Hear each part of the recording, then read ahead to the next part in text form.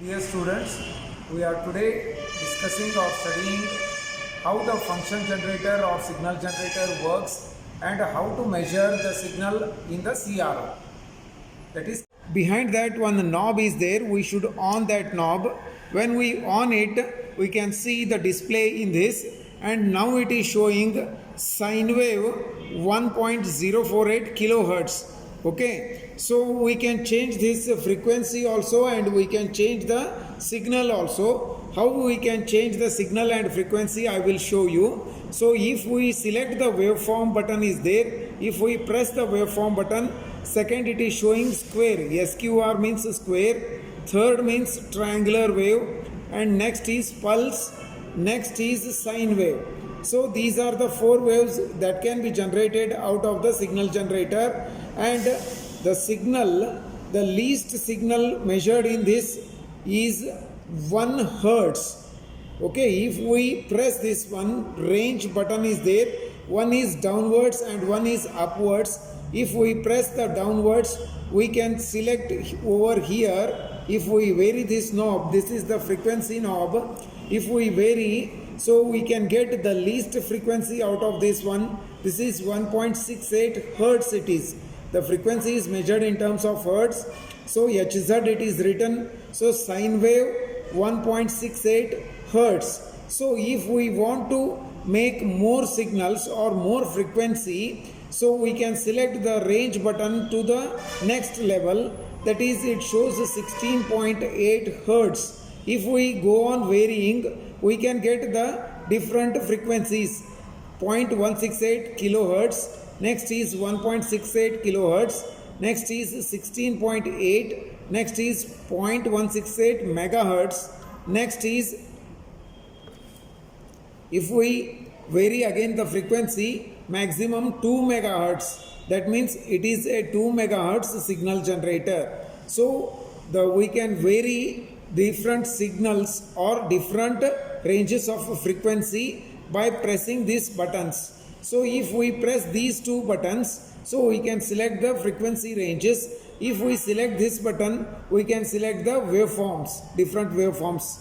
And this is the frequency course knob. 4 knobs are there in this. So out of which first we should use only these 2 knobs. The middle 2 knobs should not be used. First one is pulse width is there, DC offset is there. DC offset we should off it. So see here, if it is on, we should off it. Okay. Next is pulse width. We should not use these 2 buttons. Only we should use only these 2 buttons. Below that, the 20 dB and 40 dB pressing buttons are there. At any cost, we should not press these 2 buttons, because it is squeezing. That means the frequency as well as the voltage will squeeze if we press these 2 buttons. At any cost, we should not press these 2 buttons plus these 2 knobs. Only we should use these 2 knobs, and this is the output coming out of the signal generator. And whatever the output we are generating from the signal generator, we should measure in the cathode ray oscilloscope. Now I will going to connect a BNC connector to this one. So I will connect the BNC connector, and now the wave is showing 2 megahertz. So 2 megahertz is a bigger unit. So in kilohertz I should decrease it. So for decrease I should again press this one. So if I press this button, so again it is showing 2 kilohertz. So I want to measure 1 kilohertz. Again I should vary this knob, only this knob. So once we vary this knob, I am getting different frequencies.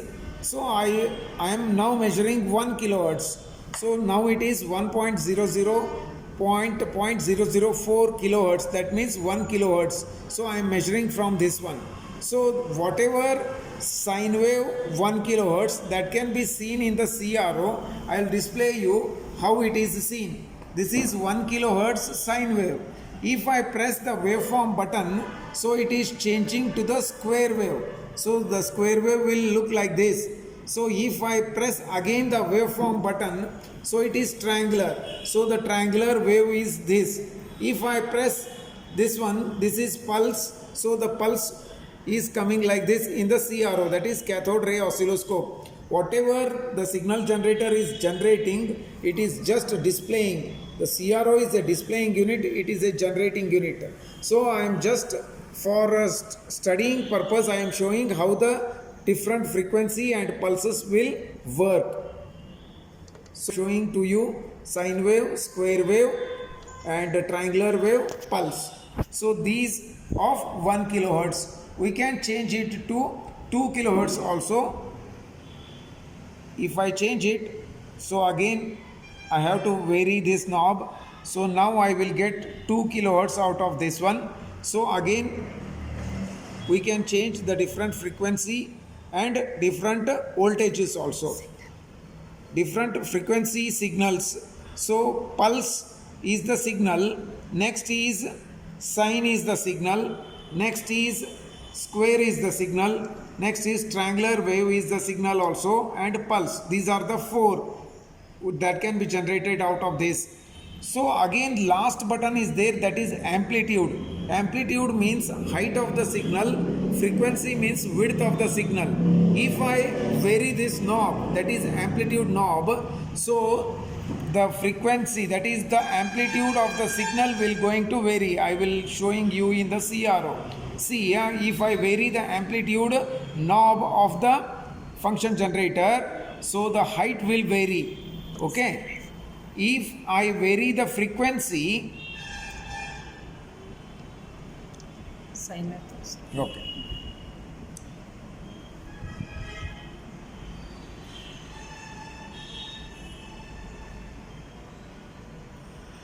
So this is 1 kilohertz sine wave that is showing in the CRO. If I vary this amplitude knob, see here, slowly the height of the signal is reducing. If I increase, the height will increase. So if I increase the frequency button, see the width of the signal, see the width is changing. So if I vary the frequency, the width of the signal will going to change. If I vary amplitude, height of the signal will going to change. So only these two buttons should be used. If I vary this one, you see here 20 dB, this is squeezed. If I vary this also 40 dB, it is also squeezed. So for any instance, we should not use these two buttons and these two, pulse width as well as the DC offset. DC offset should be off condition. Pulse width we should not vary at all. So these four buttons we should not touch. Only these two, and range and the waveform we should use, and this is the output coming out of the function generator. So this I connected through the BNC connector.